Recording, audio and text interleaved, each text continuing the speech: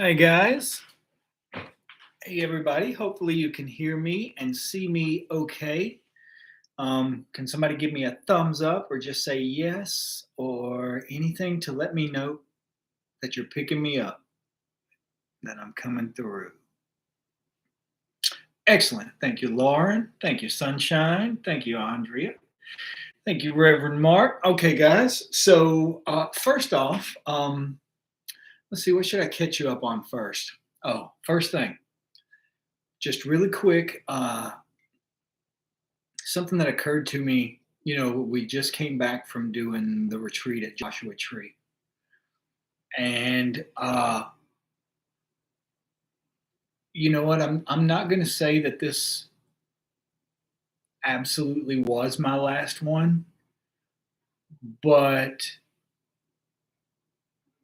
I feel I feel pretty certain that it probably will be my last one of that sort.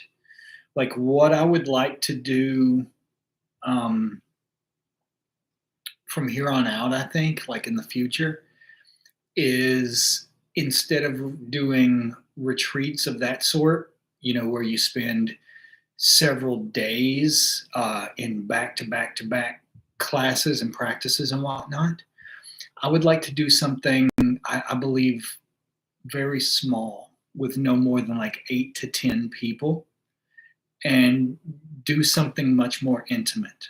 Like maybe if you have anywhere from 8 to 10 people, you do a tour at the Met and you go to dinner, or maybe you go to the cloisters and you do magic together at the cloisters. Something where it's small and intimate and people can talk and have conversations with each other. I just felt, here's the thing about Joshua Tree. Every single time that I've been to Joshua Tree, first off, it's an incredibly magical place, but not in the way that you would think. There are certain places on this earth that I love. I love the energy of. I love the energy of New Orleans. I love the energy of New York. I love the energy of Boulder, Colorado. Joshua Tree is everything that I've kind of, I don't mean the retreat center, I mean the desert of Joshua Tree itself is kind of everything that I've always hated. It's bright light, bright sunlight beating down on you just relentlessly. It is hot as hell. It's dusty. It's just not my kind of environment. It's not the sort of place I'm at home. But every single time that I've done a retreat there, it marks a change of some sort in my life. Sometimes big ones, sometimes small ones. So it's not dependent upon, the fact of whether I do or don't like the desert or any of that kind of stuff, because it happens either way. It happens regardless.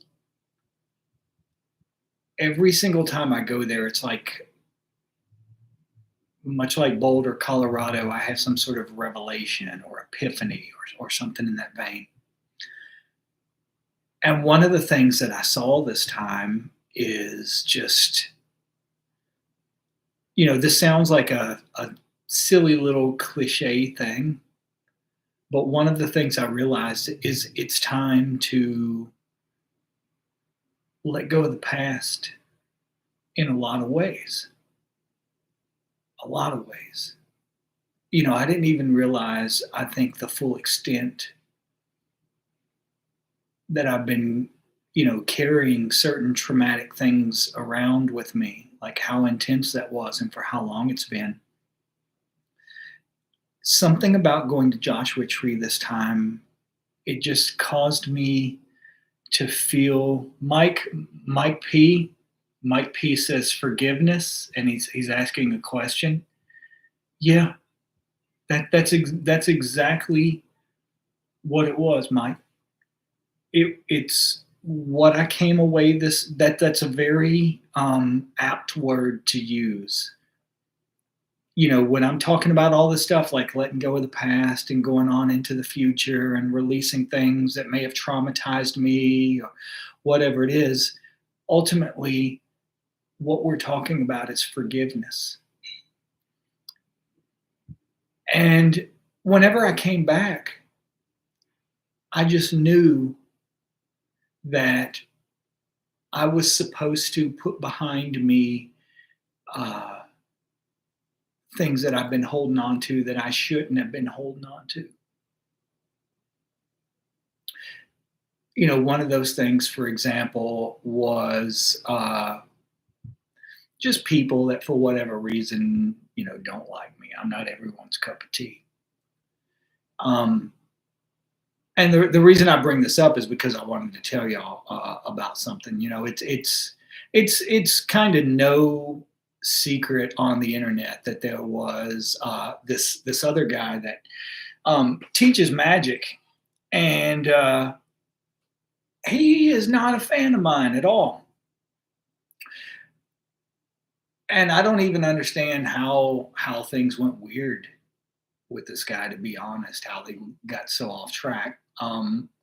But whenever I got back, I knew I was just supposed to write to this guy and, number one, forgive him, and number two, forgive what was it? Forgive him, number one, and just to let go of the crazy stuff. There's no, life is short, folks. Life is really, really short. It's way too short to be holding on to grudges. Grudges are some of the heaviest things you can carry through life.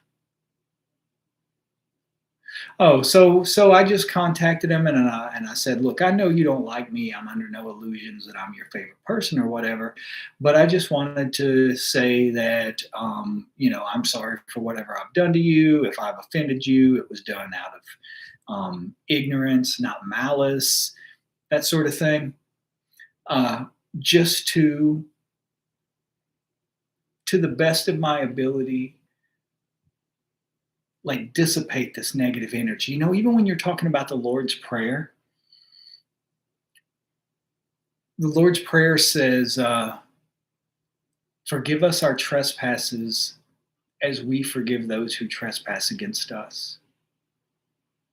It means if you don't want people to hold the stupid, petty things that you do against you, and we all do stupid, petty things. As long as we're here in this body, as long as we're here in this world, we're not perfect.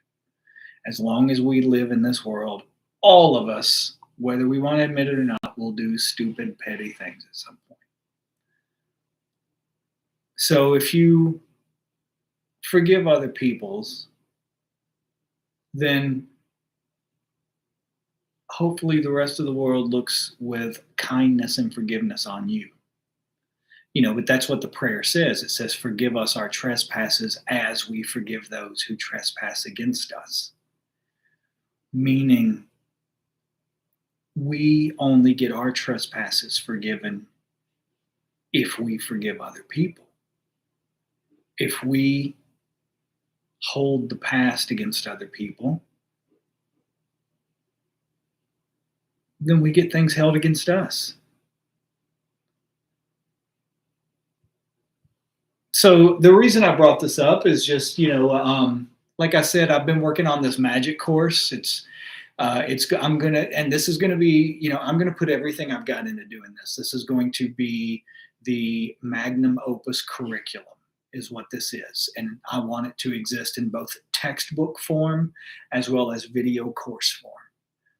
And it's going to take me a while to do this. Like, I'm going to end up flying out to LA to film this stuff in person in a recording studio because I want this to be something that stands through time.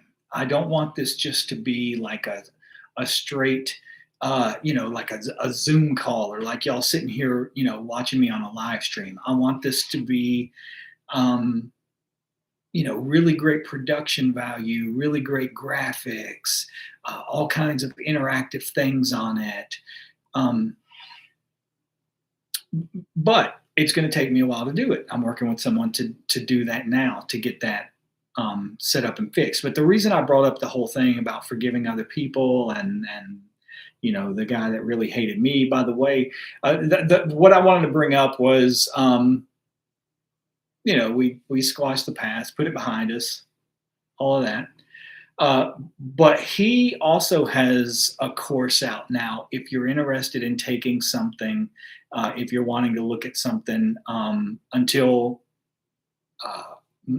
until the magnum opus course is finished and out there. Uh, it's Marco Visconti is the guy's name, and you can find him on either uh, Instagram or Twitter, and he's doing a course called Magic Without Tears, and it's really kind of, it's magic from a very, very, very much a Thelemic perspective, and Thelema is like Crowley's religion and system. And to be honest, I have never like gotten anything out of most of Crowley's work in regards to Thelema. Like the only thing that I really have, the only way that the only thing in Crowley's work that I have ever found especially useful, to be honest, was the stuff where Thelema overlaps with um, astrotheurgy. For example, Crowley said in his, he wrote it himself. He said, I can't remember the exact quote, but it's something along the lines of that what he was trying to do was restore the Sumerian tradition. Well, the Sumerian system of magic was the fixed stars. It was the fixed star system of magic, which is what I'm wanting to lay out in this course. Elements, planets, zodiacal, fixed stars. That's the four levels of training and learning.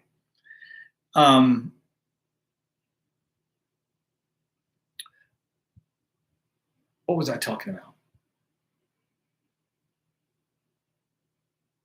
Oh, the fixed stars. So Crowley, he talked. The only real use that I got out of Crowley's work was where it overlaps with astrotheurgy. Number one, he said that what he was trying to do was like restore or rediscover. I can't remember exactly how he described it, the Sumerian tradition. But there was another thing. What was it? What else? Oh, he also said that, and you can look up these quotes by him. He said, "I have come to believe that the HGA is the god held most holy in Sumer." Well, the god held most holy in Sumer was Enlil. So you have several references in Crowley's work where he started to stumble on some of this stuff. He started to understand the full picture of it. That's the only thing I've ever really been interested in Crowley about. Stuff like that. And forgive me if I'm a little slow tonight. Another thing about these retreats is it usually takes me at least a week to fully recover. They take a huge toll on me psychologically, emotionally, and energetically. And I don't know why. I think part of it is just, so much interaction with people combined with, the dehydration of the desert and talking for hours a day, and just the nervousness of being up there in front of a crowd of people. But it always takes a huge toll on me. Every time I come back, it takes me a while to recover, which is why might sound a little dim-witted. No, Cynthia, that is the point, to give the energy to the people that need it and that are going to use it. What was that? Oh, so if you're interested in it, I'm just throwing this out there. If you are interested in Thelema, it's a resource out there. The course that he's already doing. If you wanted to do that while you wait on me to get finished doing mine, maybe, or if you're just curious about Thelema, whatever it is, might be something that you are interested in. Oh, thank you, Mark. Thank you, Reverend Mark. Um, so also at the retreat, what else? Oh, another thing, one more thing. Let me say this real quick. Right before we came on, I saw y'all uh, talking about sleep. Like Lori did a whole thing at the retreat about doing magic for sleep. That and one of the reasons she talked about that is because it is something that has plagued her a lot. Especially over the past few years, as you start to get older, we don't sleep as well anymore. And it's this constant, she's looked for all sorts of herbal remedies and, all sorts of essential oil, all kinds of stuff to help with sleep. It's been something that she has put a lot of time and study into. So she did a thing about sleep. One other thing that I wanted to bring up, when I first got out of prison, every night I would dream that I was back in prison. Every single night. Every single night when I laid down to sleep, I would dream about abusive prison guards or violent cops, or just that I'm back in prison. And the difference is, in the dreams,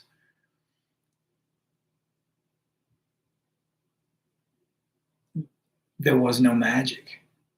When I go to sleep and dream and I'm back in prison, or I'm being beaten by cops or whatever it is, in real life, I always had magic to fall back on.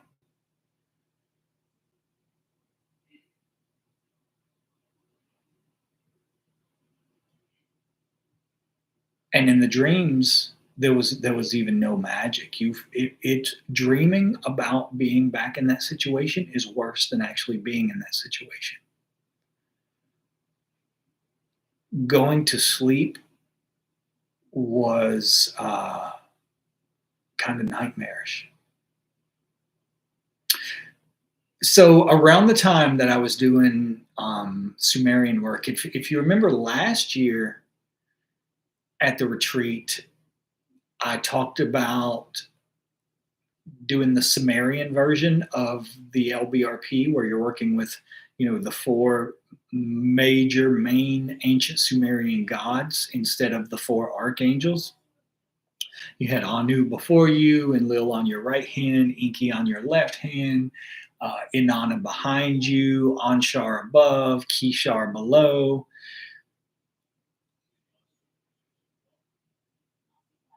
Where was I going with this? I had a point. Oh, so it was around the time that I was doing a lot of like magic using Sumerian deities, and one of the things I wanted to do during that time, how I always say we are supposed to use this in a practical way in all parts of our life. Well, you use it if you're having even something like I was having, like those constant nightmares, the constant bad dreams.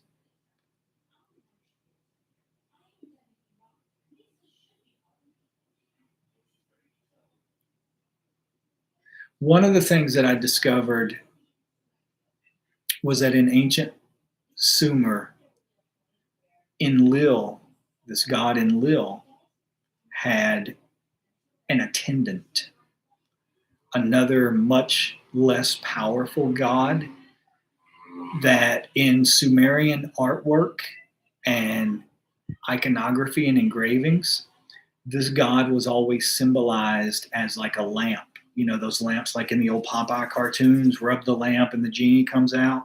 It was one of those kinds of lamps, like an oil lamp with a handle and a spout that represented this god that was an attendant to Enlil, and this god was named Nusku, Nusku. And one of Nesku's primary functions was to protect people from bad dreams. So I started invoking Nusku for the bad dreams. And I completely stopped dreaming. Like I went from having nightmares every night to not really dreaming at all. Like when I go to sleep now, it's like I close my eyes, it's dark for a minute, I open my eyes, and it's the next day. Reverend Mark says it's in the rituals book. I didn't remember if I put it in there or not. So another thing, let me think. I want to tell you everything about the retreat first. So Nusku, the dreaming. Another thing about the retreat. Two more things. One, y'all know the Angel Tarot that we've been using on here by Travis McHenry. Travis McHenry came to the retreat. He was there. And I got to meet him. We talked a few times. It was really, really great meeting him. But one of the things he told me was that because we were talking about his tarot deck on here, because we were talking about this deck and we've been using it, and y'all all went out and bought it. He said that, I can't remember if it's Llewellyn or Weiser. Let me see. Whoever it is that publishes the deck, seeing who it is. His publisher, like it was the #1 tarot deck for last year. Enough of us bought it and have been using it that it was the best-selling tarot deck in the world, at least for this company, for last year. Exactly. The bake nurse says, good for him. That's great. And honestly, y'all are the ones that did it. So you made his day. Let me think. What else was it? Oh, so here's another thing. Trying to catch up on everything, and then we're going to go into the angels and the fixed stars again. Just see what y'all are talking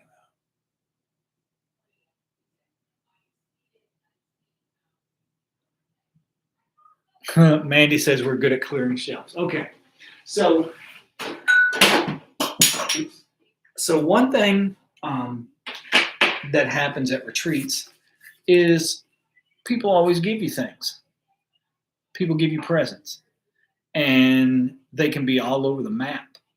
I've gotten some incredibly amazing things, and I've gotten things that were kind of confusing. I've talked before in the past about how, for example, one time when I was getting ready to do a book signing in Tennessee, this woman gave me a painting that she had made. She had painted me. It was me from the waist up, but it was a horse from the waist down. So it was me as a centaur. Not the kind of thing you see every day. And she had put a lot of attention to detail, like even all the tattoos were right and all that kind of stuff. But it's an odd thing. I'm not saying I didn't appreciate it. I'm just saying when I saw it, it struck me as kind of an odd thing. So this is what I mean. There's stuff all over the map. One of the things that someone gave me this time is probably one of the best things that anyone has ever given me at any event ever. Check this out. The tarot by me, See how thick that is? This is an entire book. This guy, Mark, I can still smell your sage on it. So this is an entire book on tarot that he compiled. I asked him, I said, how long did this take you? He said, a year and a half. This man watched he went back to the very beginning and watched every video that I have ever done on the tarot, and he compiled every word of it into this book. I mean, yeah, exactly. It's stunning. He put a lot of time and effort and work into this. So what I'm thinking to do is, you know, of course, give him credit and all that kind of stuff. But whenever we do the course book, the four levels of the course, the textbook, there will be stuff in it other than, for example, just work with the elements, work with the planets, work with the zodiacal angels, work with the fixed stars. In each of those are the main points. Those are the big things, the big mile markers, but there will also be other things within, like subsets within each of those things. For example, one of the things that people traditionally do is astral projection.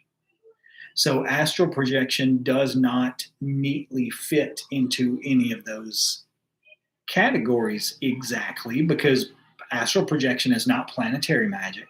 Astral projection is not elemental magic. It's not fixed star magic, but it's magic nonetheless. So, that I would probably put that in with planetary magic, just because by the time you get to that point, you should be proficient enough to be able to do it. So planetary magic or astral projection would go in with planetary magic. I'm thinking all of this material that he has compiled and provided on the tarot could fit in a couple of places. Number one, it could fit in with the elemental work, because you've got the four suits in the tarot deck: cups, pentacles, wands, and cups, pentacles, wands, and swords, representing earth, air, fire, and water. Or you could put it in with the zodiacal work, because all of the zodiacal angels also correspond to the tarot cards. So let me see. Hold on. Y'all are asking some good stuff. Let me see. Hold on.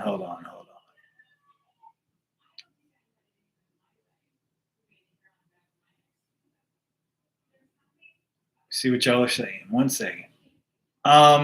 Dr. Douglas Price says, can we get this book to buy? Not yet. Usually whenever you're doing a book like this, it usually takes about a year before it comes out. And this one is going to take a lot of work. I still have not even talked to the publishers yet. We had the initial call, and then they scheduled another call. And long story short, this is, the world of getting things done like this, it does not move quickly.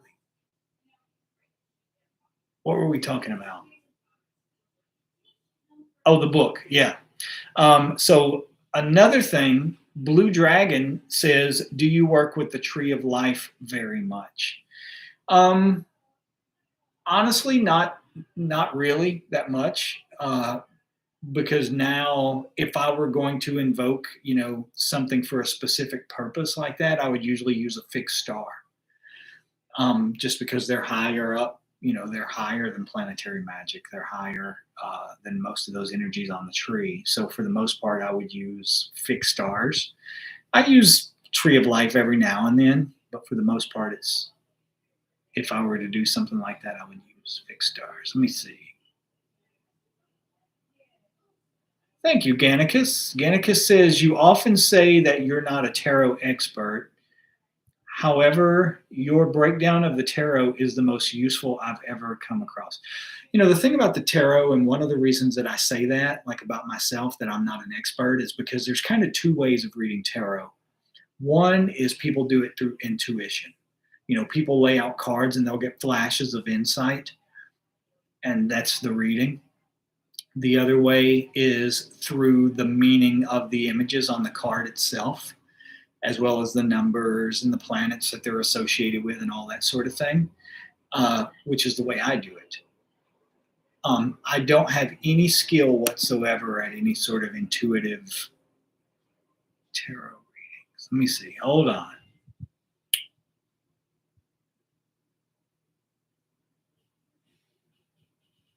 Andrea says, do you think the recording of the treat will be available anywhere now that it's over? I don't think so. I think it's only available, like the recording is only available to the people who subscribe to it beforehand.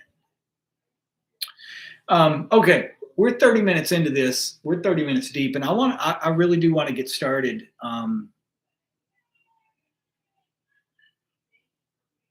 See what y'all are talking about. One second.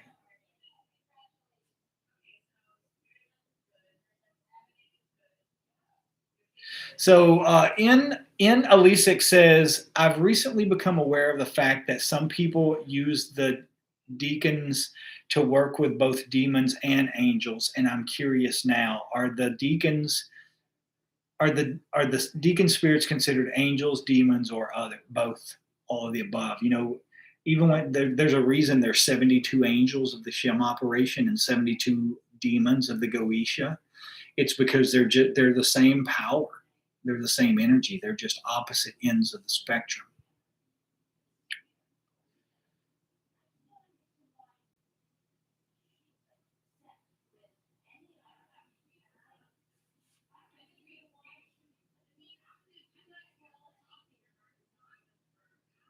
Okay, so I'm just reading what y'all are talking about. I want to get started again on the 15 fixed stars going into this stuff. Let me think. Oh, the other thing about the retreat, we did an altar there. My favorite thing about this retreat, hands down, was doing magic as a group. One of the things we did is we put together an altar.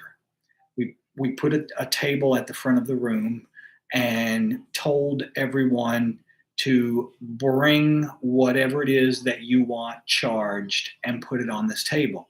And people had everything on this table. I mean, there were like rocks and sticks that people had found outside.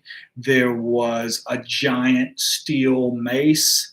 There was all kinds of crystals and candles, stones. People were taking off their jewelry and watches and leaving it there. Anything they wanted charged. And whenever we got ready to charge it, what we did is I picked out 5 people who were like the directors of the energy. Everybody else, there were about somewhere in the range of 50, 55 people there, something like that. I chose 5 of those to be the directors of the energy, and the rest of us were the generators of the energy. So what we did is we had those 5 people stand around the table where everything was and hold their palms facing the table. And the thing we always do, where you inhale into your Tipura center, hold, and whenever you exhale, you let the light go down your arms, out your hands, and into whatever it is you're charging. In this case, everything on the table. You're saturating and surrounding the table and everything on it. Well, while those 5 are doing that, the other 50 or so of us got in lines behind them, and everybody puts their hands on the back of the person in front of you, so that we're all pushing the energy to the 5 people that are directing it into everything that we were charging. One thing about it, when we would do it, we were also vibrating divine names. David Stupakis was with me this time, and he said when everyone started like vibrating those divine names, he said it was incredibly powerful. He said it's one of those things that whenever he heard it, it gives you that feeling like whoa, like you're taken aback by it. Just everybody's voices combined and doing it all at one time. It's kind of hard to hear when you're doing it and you're in the middle of it because you're kind of hearing your own voice. Uh, you can hear it in a different way if you're outside of it. He said it sounded so amazing that he wants to take the sound of us vibrating the divine names at this retreat and maybe use it in like a song or something, like add it, like use it in music in some kind of way. He said that was how powerful and amazing it sounded.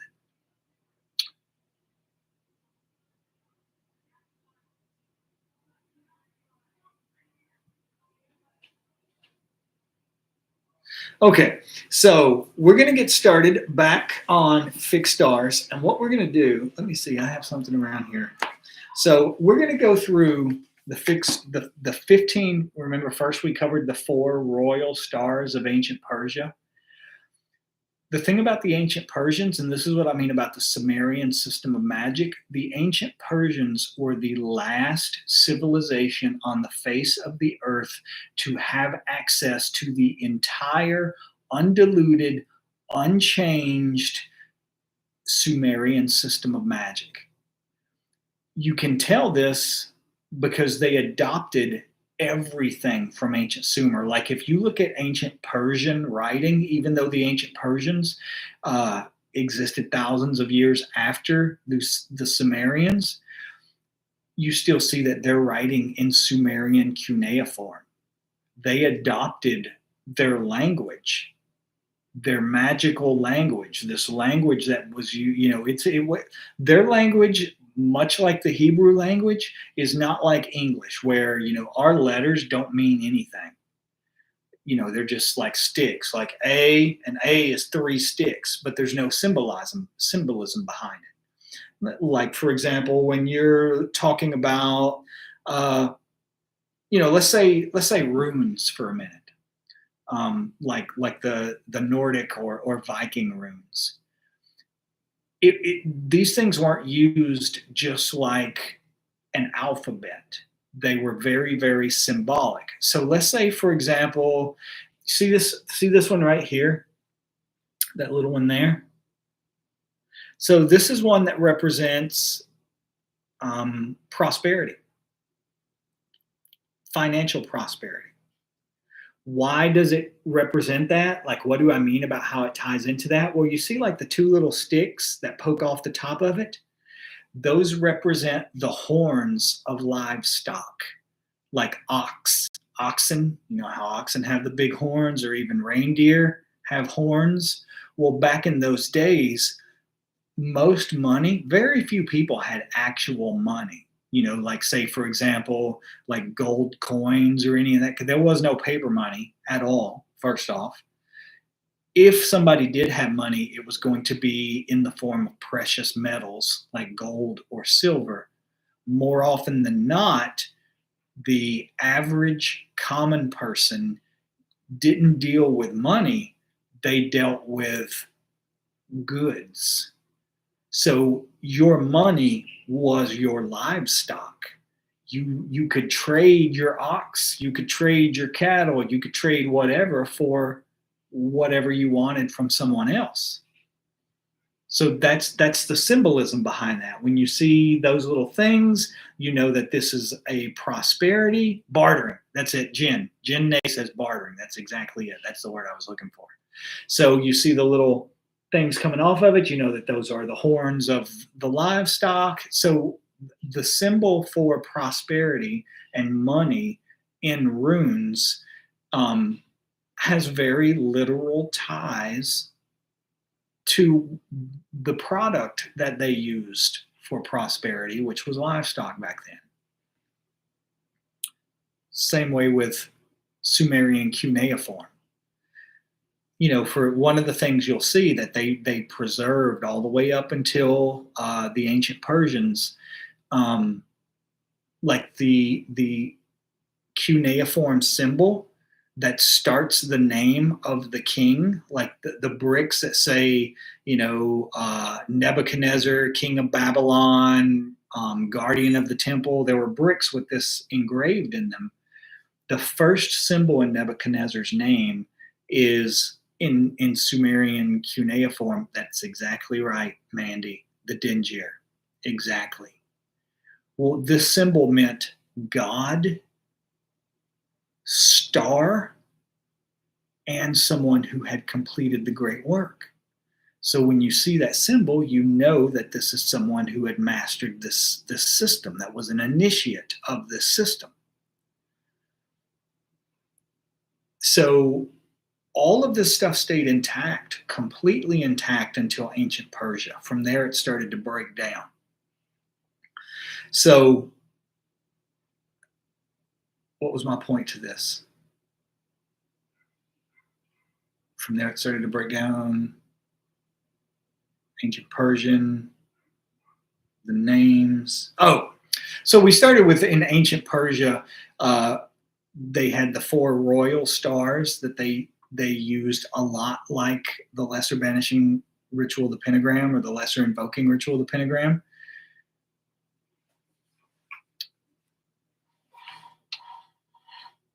I'm getting distracted, reading questions and trying to talk at the same time. Hold on, what were we talking about?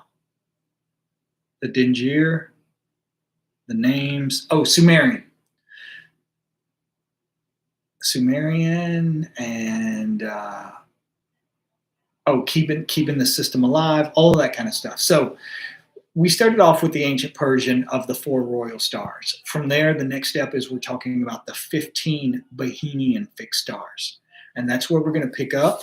I have something I want to read you about the fixed stars as a whole, the 15 fixed stars, before we go into some of them. And this is what I'm going to read to you now is this is from the Christopher Warnock book, Fixed Star, Sign, and Constellation Magic by Christopher Warnock. Very thin book.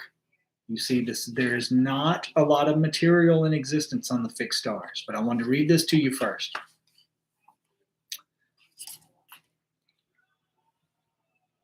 Our most important traditional source for the astrological magic of the fixed stars is Hermes on the 15 Fixed Stars, a treatise that circulated in many variant manuscripts in the Middle Ages and Renaissance.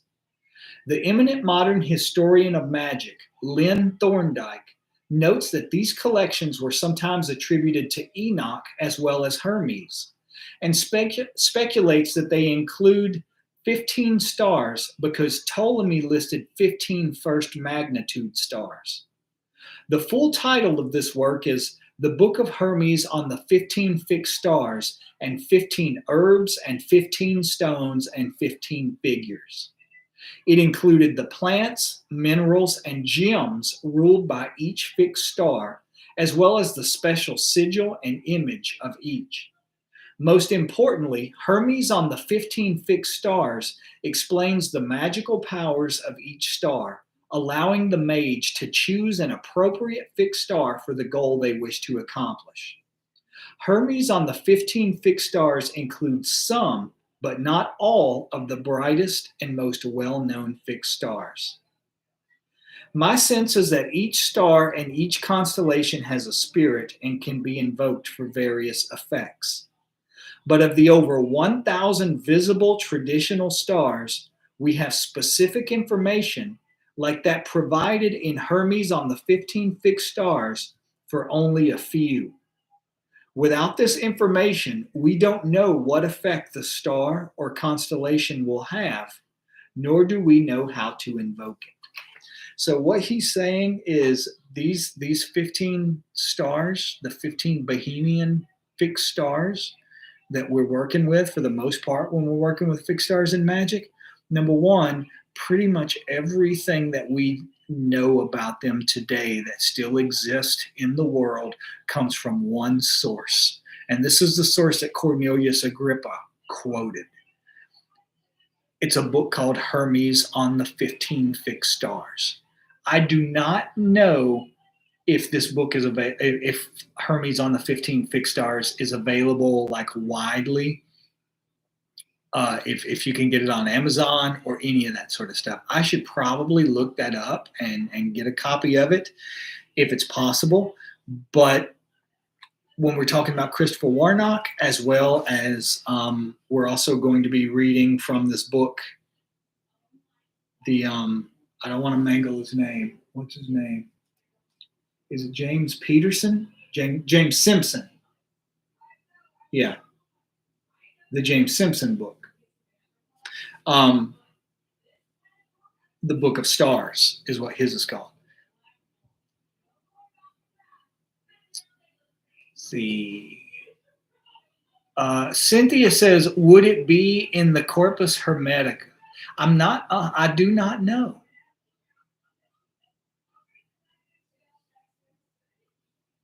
I do not know. So we're going to start tonight with covering 2 or 3 of these stars at a time, telling you what they're invoked for, what the books say about them, all of that sort of stuff. So number 1, pretty much everything that still exists in modern times about the fixed stars originates in Hermes on the 15 Fixed Stars, this ancient book that has existed since at least the Renaissance, if not before. Even if the book has existed since the Renaissance, the information has been handed down to us long before that, because we still know that the ancient Persians were using the 4 royal stars. But the very first of the fixed stars, and in Christopher Warnock's book, he also gives these talismans. You know, like I've always told you, that there is nothing in the world that says like your talisman has to look like my talismans. There's nothing that says they have to be round. There's nothing that says they have to have Theban around the outside. There's nothing that says you have to use the Rose Cross Sigil Creator to create them. There's nothing that says they are even going to look even remotely similar to this once you're finished with it. This is the traditional talisman associated with Al Ghul. Al Ghul is the first of the 15 Behenian fixed stars. Remember last time I was talking about how all of the constellations and all of these mythological stories, all of it is just based on the star. So when you're reading about Medusa and Perseus slaying Medusa and taking the head of Medusa to use it to defeat his enemies, all that sort of thing, that's the head of Medusa. So like if you're looking for Al Ghul in the nighttime sky, you would look up and find the constellation of Perseus. The constellation of Perseus is depicted as holding Medusa's head in its hand. Al Ghul is the star in Medusa's head. Remember, I was talking about how the number one thing that Al Ghul is invoked for is to reflect like any kind of negative, harmful, detrimental energy that anyone is directing towards you. If you've invoked Al Ghul, what it does is sends it back to wherever it came from. Well, that's the same way that Perseus beats Medusa. He reflects her own power back at her, showing her reflection in his shield. Keep in mind, there is no Medusa.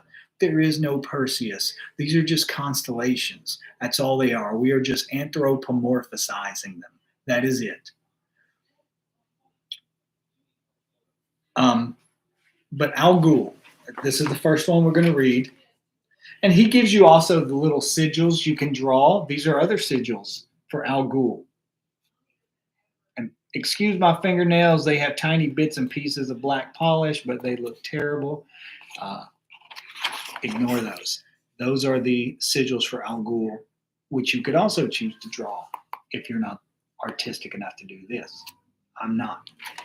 So I'm going to read to you about Al Ghul first from my own notes first. Al Ghul here.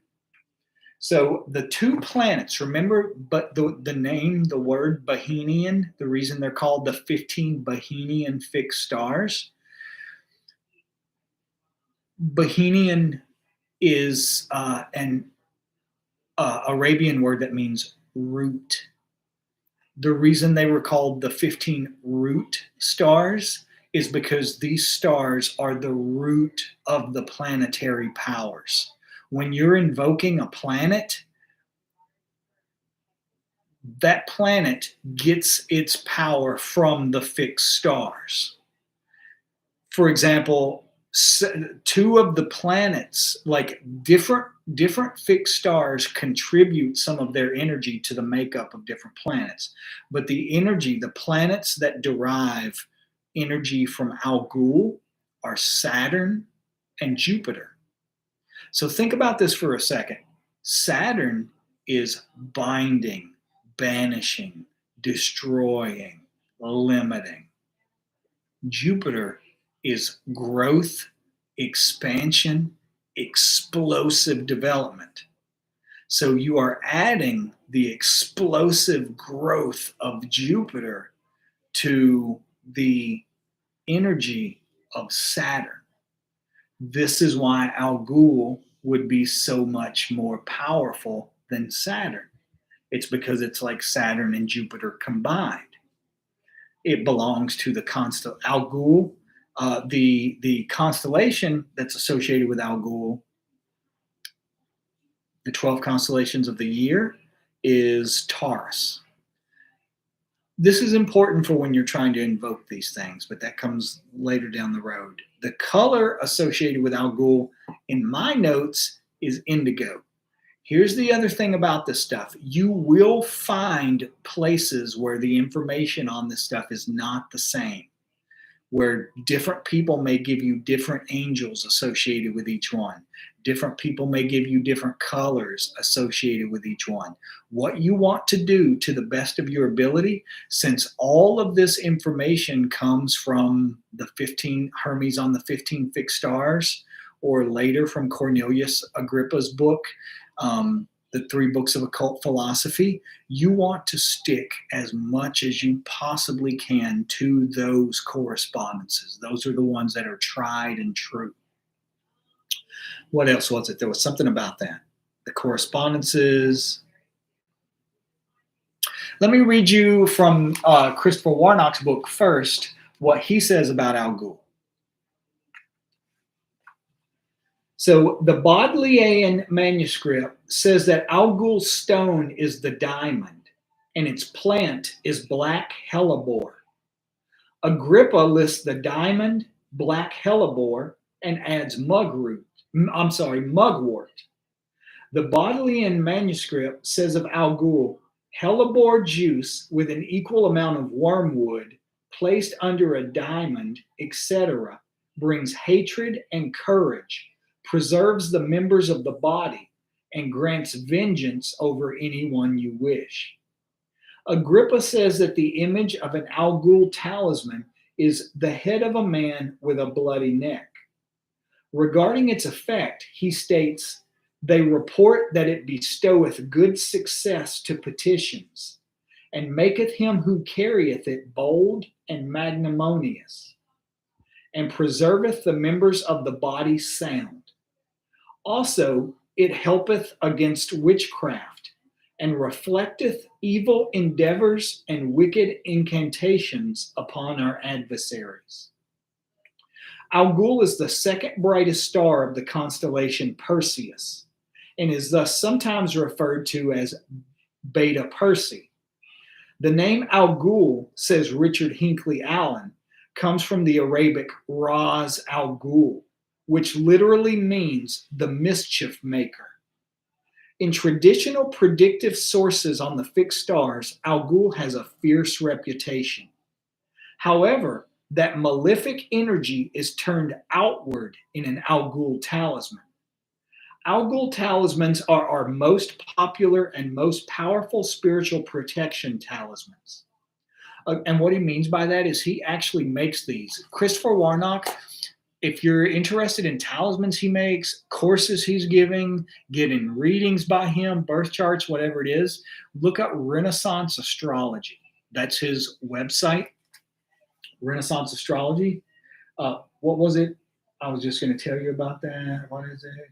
Oh, but he actually makes talismans of the fixed stars. I have not seen anyone else out there making these yet. There may be people. I don't know. You may be able to find them anywhere and everywhere, and I've just never come across them. But he makes talismans, and they are works of art. They are beautiful, and they're kind of costly. I mean, some of these things are made out of gold and cost like $400. So it's pricey. But he makes talismans of all of the fixed stars. What was it? Something I was going to tell you about that.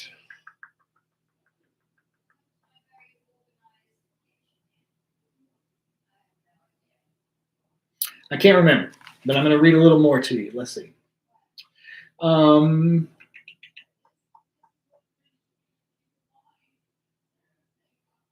Al talisman. Oh, that's what he means when he says Al talismans are our most popular and most powerful spiritual protection talismans. So you see right there, he's saying the Al talisman is the most powerful spiritual protection talisman, more powerful than Mars, more powerful than Saturn, more powerful than fire. Any of those talismans, those are energies that people normally use to charge talismans with for what's the word, protective purposes, or to send energy back towards wherever it came from. He's saying right here that Al Ghul is the most powerful talisman for directing energy, harmful energy, back towards whatever source sent it to you. One more thing. Agrippa notes that Al Ghul acts as a mirror, reflecting back all negative spiritual influences on the sender. One user described Al Ghul as being like a guard dog, rambunctious at first, then settling down and going out and directly neutralizing spiritual threats. I have had multiple reports and have myself experienced Al Ghul's tendency to cause electrical and electronic interference when the talisman is first used. I mysteriously lost my internet connection for an hour and my electronic thermostat died. One user had his entire block lose power. Less frequently, but still regularly, clients have reported that while wearing their Al Ghul talisman, weird or freaky people took one look at them and fled. The Al Ghul incense. Do not burn black hellebore. It's toxic. It's poisonous if you breathe the fumes of it. So associated with Al Ghul, and it's what you would normally use for incense. Do not burn this and be in a small space where you're going to be breathing up because it's poisonous. However, mugwort is readily available and a good specific incense for Al Ghul. You could use black or red candles for Al Ghul, but he/she is fierce enough that I prefer to tone things down a bit and use white candles.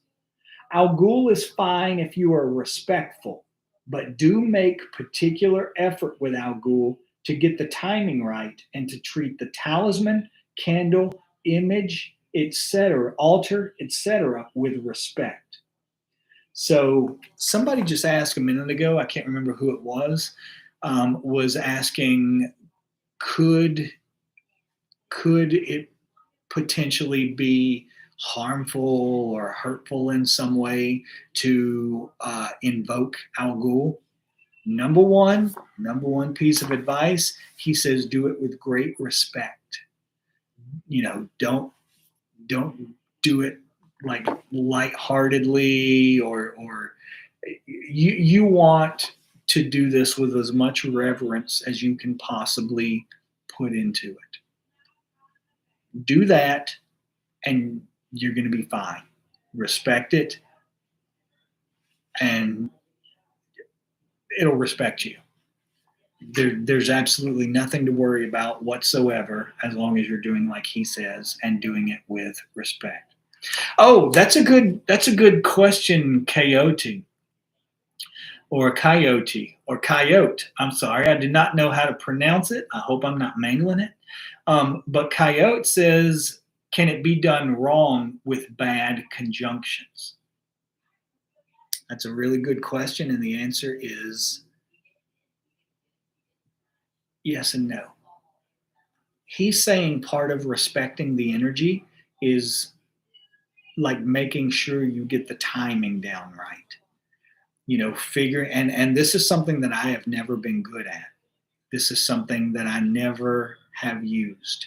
Like traditionally, you know how when you are invoking an element, like you invoke traditionally, like if you're doing the LBRP or or the lesser invoking, you always start facing east. Well, when you're invoking uh, another one of the elements, you can, and you're only invoking one element. Like let's say you're invoking fire, then instead of facing east, you can face south. You would set your altar up facing south, and you would invoke the angels, archangels, and everything else of the energy of fire all around you, facing south. If you were going to invoke earth, you would face north and invoke all the angels, archangels, planetary spirits, rulers, all of that around you in every direction, but facing north because that's the direction of Earth. When you face the planets, that changes. When you face the planets, or when you're invoking the planets, traditionally, the way people, what they would do is use very precise mathematical formulas to figure out exactly where the planet was in the sky at any given time, and then they would do the ritual facing that direction. So you might be facing northeast, or you might be facing southwest, or northeast, or it could be any direction at all. You would face that direction wherever the planet is in the sky at the time that you're invoking it. And you would time it so that you're doing it when the planet is in its ideal position. Do you have to do it that way? No. Is it more powerful if you do it that way? Yes. But they say that, it's like you don't always have time. I mean, what if it's going to be like weeks or months or God knows how long before the planets get into the position that you need them to be in order to, invoke this one in specific? Imagine if you had to wait. Well, sometimes you don't have time to wait. Sometimes you need to do work now. You don't have, and when you need something now, you do magic for it now, even if the planets aren't in the right position. Same way with the fixed stars. I've done this for years and years and years. No detrimental, harmful effects are going to come from it. If, what was my point? Oh, if you don't do it, based specifically on the timing of the stars. However, number one is you just do it when you need to do it. You don't, these are things that God, the angels, the spirits of the stars, whatever you want to call it, however you want to think of it, it's going to understand. It's not going to hold out just because you didn't time it exactly right. And maybe you couldn't time it exactly right. It's not going to penalize you for that in any way. However, if possible, and you wanted to make it as powerful as you can, then you use the positioning of the stars. The exception to this is when you're invoking either all four of the royal stars, or since we added two, we add Spica above and Algol below, 6. When you're doing it the same way that you do the lesser banishing as a everyday practice, where you're invoking the energy of these stars around you and absorbing it. When you're doing that, it doesn't matter about the timing because you're going to invoke first all four. And after you get used to that, then you're going to be invoking the 15 Behenian stars. And once you've done that and gotten used to that for a while, then you're going to be invoking the full 26 that we have record of in magic. Like he said, there are thousands of stars out there, all with purposes that we don't know. If someone ever did record those, it's been lost to history. We don't know what it is now. But we do know about those, the main 26. You're going to invoke all 26 of those around you eventually, the same way you did whenever you were doing the lesser banishing or the lesser invoking and you invoked 4, or whenever you were doing like the celestial lotus and you're invoking all of the planetary angels from the tree of life or the zodiacal angels, all that kind of stuff. You're going to do the same thing, only you're going to invoke all 26 of them around you. The thing is, you can't ever figure out a time when all 26 of them are going to be in these ideal positions, and all 26 are going to line up exactly right. Will not happen. It's impossible. So it doesn't matter if you're doing it this way, where you're doing it as part of completion of the great work. So that's what Christopher Warnock says about Al Ghul. Now I'm going to read to you what James Simpson says about Al Ghul. So he calls it the head of the demon, and he also says Saturn and Jupiter are the planets ascribed to it. He says this is a primitive energy star which the ancient Arabs referred to as Al Ghul or Al Ghul, which means the Ghul or demon star, and therefore regarded it as an evil star. Preserves the body and protects against witchcraft by reflecting spells. So one thing you notice in across the board, whether it's Agrippa, whether it's Hermes, whether it's Christopher Warnock, whether it's James Simpson, everybody attributes the number one quality of Al Ghul is to turn negative energy back to the source from that sent it towards you. That's the number one use for Al Ghul that everybody describes. However, it does have other uses. Preserves the body and protects against witchcraft by reflecting spells. Misfortune, brutality, sexual energy, and violence are also prominent in the stars, in this star's sphere of influence. So he's also talking about sexual energy and brutality, violence, all of that stuff is also corresponds with this star. Somebody asked if it could be detrimental to invoke Al Ghul. If you're doing it correctly and respectfully, the energy of Al Ghul is not focused on you. Like if you invoke Al Ghul all around you, 100 times all around you, and you don't put it in, you can either put it into a talisman, you can absorb it directly in your aura, or you can just go about your day and have it surrounding you. And what happens is gradually over time, your aura consumes it and little bits of it get spent for like protecting you, sending energy back to its sender, all of that kind of stuff. What was my point with this? Al Ghul, the fixed star. What was it? Give me 1 second. See if this jogs my memory. Read it again. Oh, but the evil that they're they're calling it an evil star or a star of misfortune and all that kind of stuff. That is not to the invoker. Remember, Christopher Warnock says that radiates out. It doesn't radiate into you.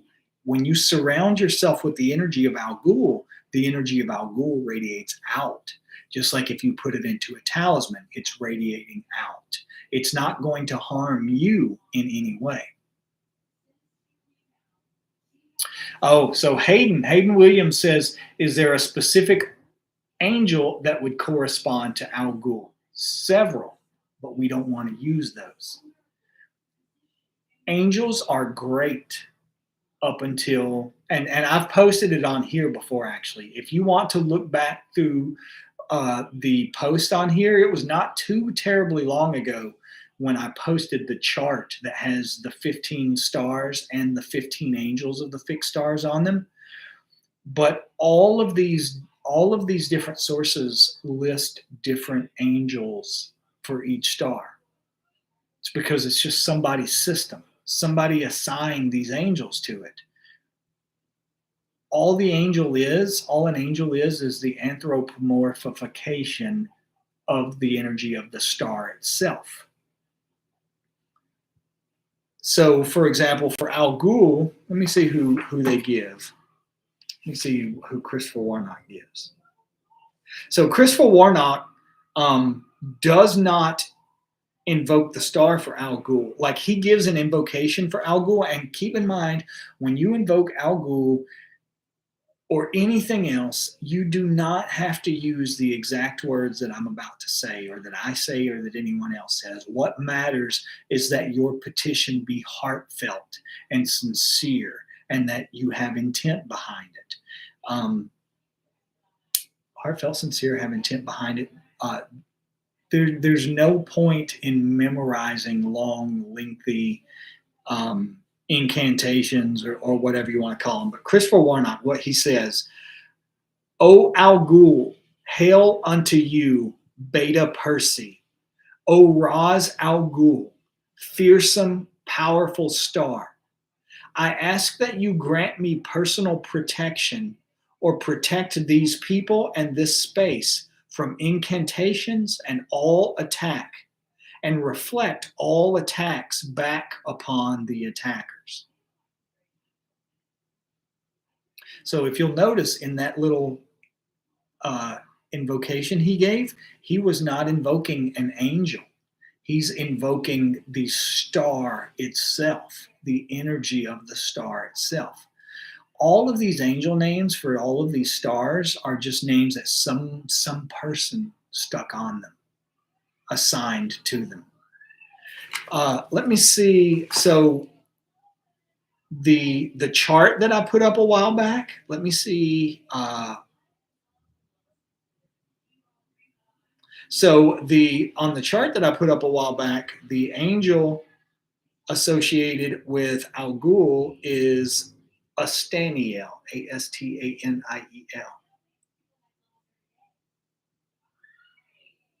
This is the 15 fixed stars. This is the chart you're looking for that I posted a while back. Just remember what y'all are talking about. Give me 1 second.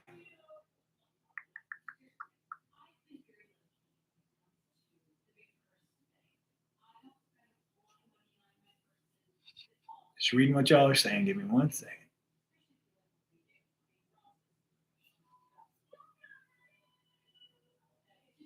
Okay, so let me see. I'm going to read to you. Who does he say? So in the James Simpson book, he says, for example, let's see who he says.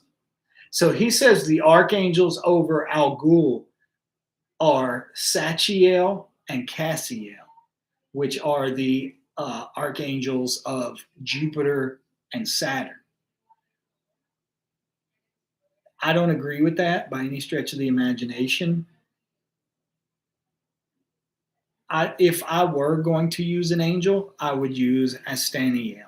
I would use the one from the 15 fixed star chart.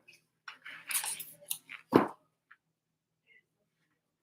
me see. Oh, so the second one. Let's do one more. Let's do one more tonight. One more fixed stars. Organic meditation says, do we need to do these rituals physically, or is it okay to do them as a visualization meditation? Both. Step number 1, you always do them physically first. You do them physically until you've mastered them, got them down, inside out, forwards, backwards, everything else. Then you want to get used to doing them as a meditation, and then even also eventually as astral projection.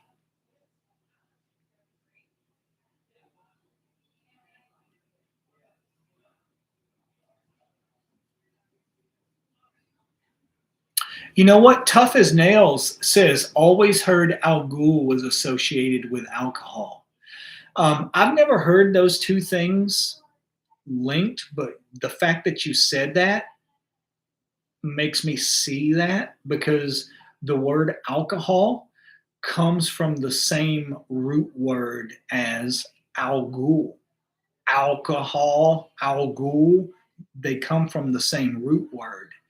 What ghoul means is a demon that devours the body, devours the flesh. And that's what alcohol does. When you consume enough alcohol, the alcohol also consumes you. It's eating you. It's eating your soul and it's eating your body.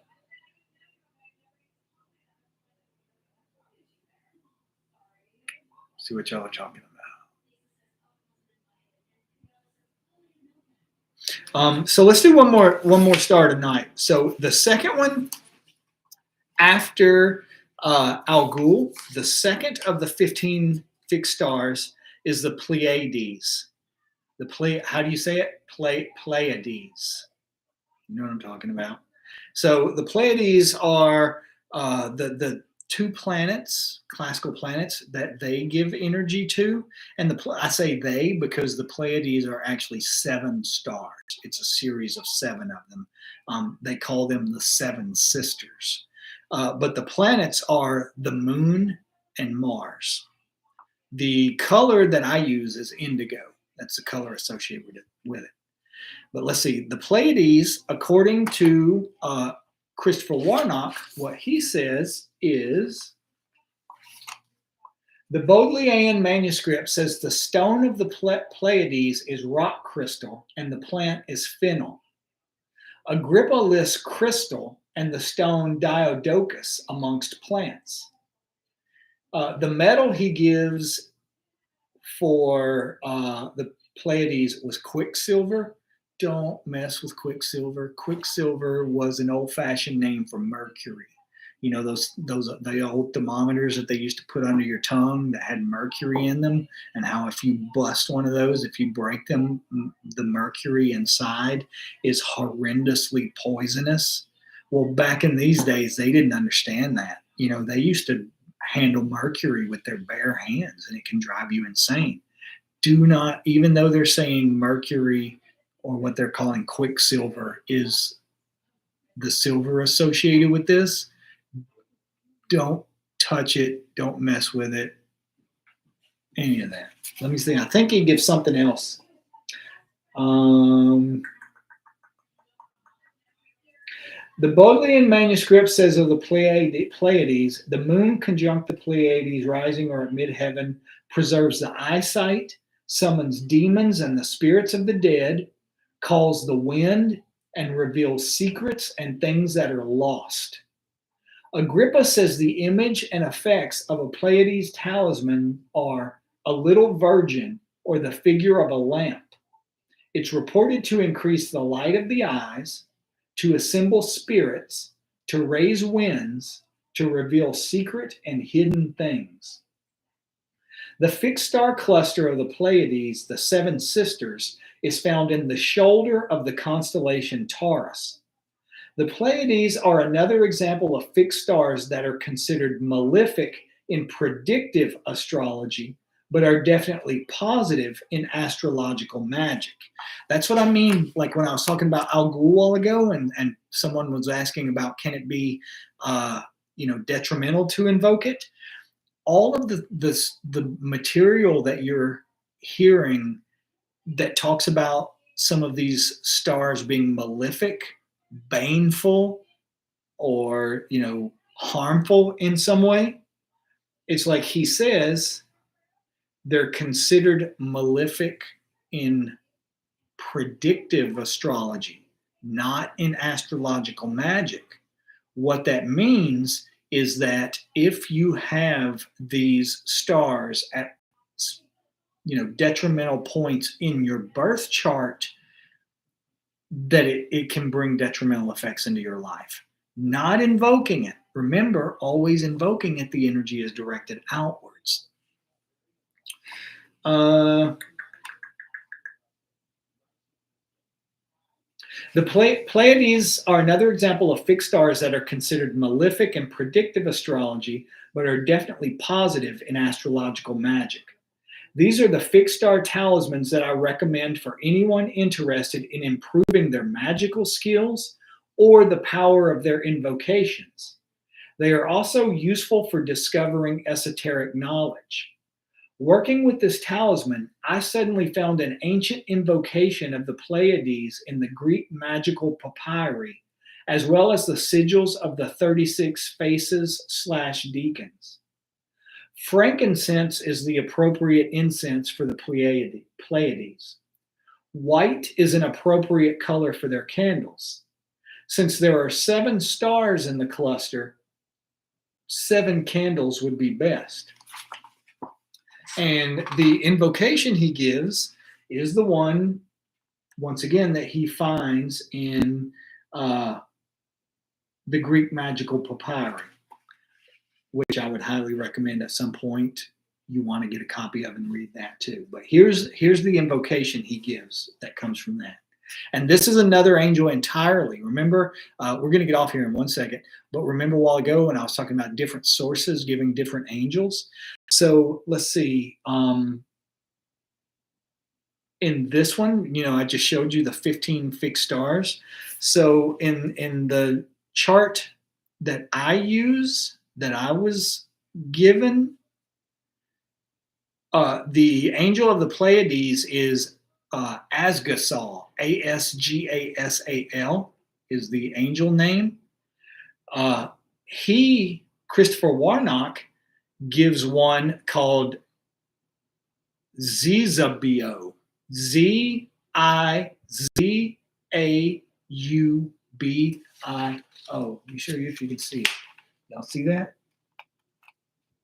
See, once again, completely different angel name. Does it matter which one you use? Probably not. You could probably get, the same effects either way, but you want to transcend all limitations. And if the only way you can invoke an element or a planet or a fixed star is through invoking the angel, that's a limitation. Maybe there will come a day when you don't know that angel's name, when you've forgotten it, but you need to invoke that star or that planet. You want to get to the point where you can do it without the angel. So remember, the Al Ghul talisman was a picture of Medusa's head. This is the talisman for the fixed star, for the Pleiades. See, she's holding a lamp, which is kind of synchronistic, considering that we were talking about Nusku when we started off and how he's symbolized as a lamp. So let me see. The number one things he's saying that you would invoke this particular star for, to increase the light in your eyes, to assemble spirits, to raise winds, and to reveal secret and hidden things. What that means, the revealing secret and hidden things, honestly, that's probably one of the most useful aspects of magic that I have ever found, period. If you start invoking an energy that's associated with something like that, like say the Pleiades, for example, and you're trying to find information about something will happen and you will find information. You will be given information about what it is. Say, for example, you get the feeling that somebody's trying to screw you around behind your back, and you start invoking, in this case, let's say the Pleiades, you're invoking it to discover hidden information. Something will happen that will bring it to your attention. Something will happen in some way that will alert you to what's going on. Somebody will slip up, or you'll be led to something. Whatever it is, something will happen and you will see the truth of the situation. That's what it means by revealing secret and hidden things.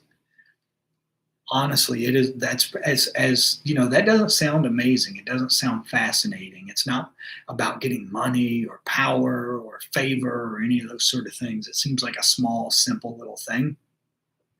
But that small, simple little thing can save your ass over and over again.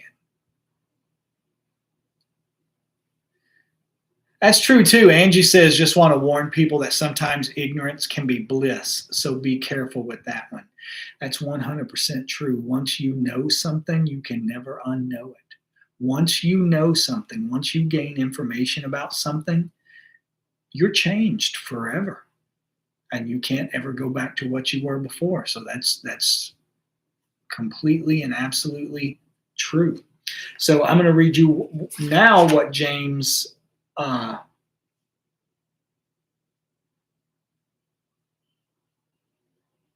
Simpson says about the Pleiades. Let me see. So Pleiades is actually a star cluster of 7 stars and has links to mysticism. Alcyone is the principal star, situated on the shoulder of the bull, of which 6 of the stars are visible to the naked eye. The others is invisible. In Mesopotamian mythology, these 7 unnamed gods were called the Sabitu. They were said to make the person wanton, ambitious, turbulent, optimistic, and peaceful, to give many journeys and voyages, success in agriculture, and through active intelligence cause blindness, disgrace, and a violent death. Relationships with the opposite sex may also be strained or unsuccessful. Their influence is considered evil. Fixed stars of Taurus have a variable nature. They can bring opportunities which are beneficial if the person knows how to make use of these opportunities. So opportunities may be ignored. The Pleiades demands much personal effort.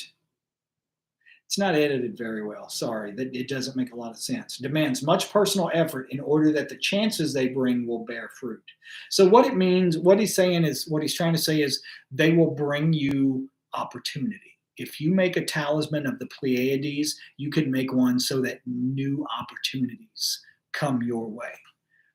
But what was it? The opportunities and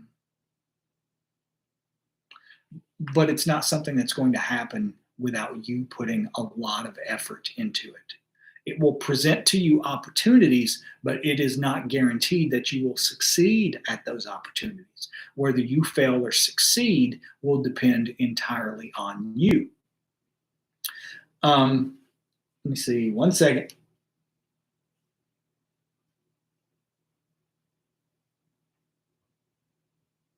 So that's pretty much it for it. The Pleiades, he gives the moon and Mars. Is that the same as?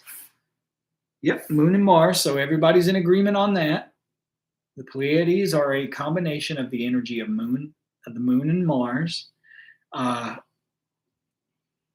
one of the things you can, and keep in mind when you're talking about all this stuff about blindness and disgrace and violent death, once again, you are talking about in predictive astrology, not astrological magic. It means if this star is in specific points of your chart, it's going to give you a hard time with some of these things. It does not mean that you're going to suffer those things if you invoke this particular star. So we've covered Algol and the Pleiades today. When we come back, we're going to pick up with Aldebaran, Capella, and maybe even Sirius. We'll pack all 3 of those in there. And we are going to do more magic. We're going to start going back to our angel invocations from the Book of the Hidden Name, where we've been invoking one of the 72 angels of the Shem operation for a specific purpose. And next time, the way we're going to invoke it, I've already got an angel picked out. I've already got the color associated with this specific angel is who says that?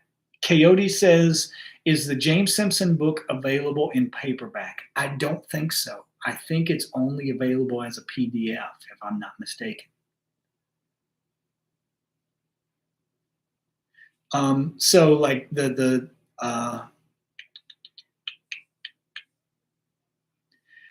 no, Mandy, the seven sisters do not correlate with the seven levels and the seven classical planets. They are higher. So Angie says only an ebook. But the star we're going to invoke, the color associated with it is traditionally burnt orange. So we have our burnt orange candle, and we are going to invoke an angel, and we're going to charge a candle together just as a different way of doing it. Show you a different way of charging things with the energy of angels. That's what we're going to start on whenever we come back. And a lot more other stuff. Okay, I'm going to shut up because we've gone an hour and a half already, and I feel like I've rambled a lot. There was some decent information in here, stuff that we wanted to cover. We at least got started on the 15 angels, but at the same time, I rambled a lot about crazy things, which I have a tendency to do. Okay, guys, I just want to say again, thank y'all so much for being with me. You know, I know some of y'all have been with me on here for years, like ever since I first started, and I truly appreciate it. I am incredibly thankful for those of you who came all the way to Joshua Tree to attend the retreat, who spent the time and money and energy and attention and everything else that you did on doing that with me. I appreciate that more than I can say. And let me think if there's anything else. I think that's it for the night. That's it. I'm just really grateful to have you guys in my life. And I hope y'all feel the same and that you get something out of all this. Okay, guys. I love y'all. And we will be back on here in a couple of days to pick up where we left off. Talk to you soon.